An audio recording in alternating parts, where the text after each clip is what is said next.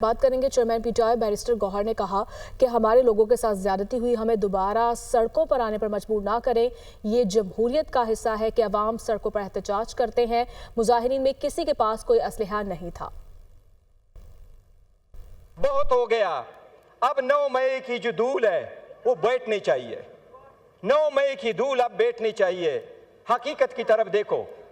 अगर आप कमीशन नहीं बनाते, आप लोगों का नहीं करते, तो ये धूल आप बिठाएं, आगे की तरफ बढ़े।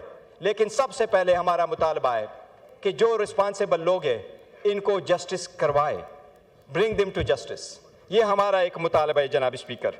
मैं एक चीज़ जनाब स्पीकर आपके नोटिस में लाना चाहता हूँ। पाकिस्तान तहरीक इंसाफ की अवाम जो यहाँ लोग आए थे वो पुरअमन थे। इस बात की सख्ती से तरदीद करता हूँ कि उनमें से किसी के पास वेपन मौजूद था।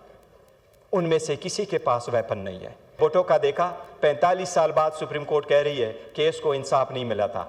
अब वक्त है जनाब स्पीकर, हम भी मुतालबा करते हैं कि हमारे लोगों को इंसाफ मिलना चाहिए। ये इंसाफ हम इस ईवान के थ्रू लेना चाहते हैं। हमें मजबूर न करें कि हम दोबारा सड़कों पे आएँ। ये ईवान हमें वो इंसाफ दे दे।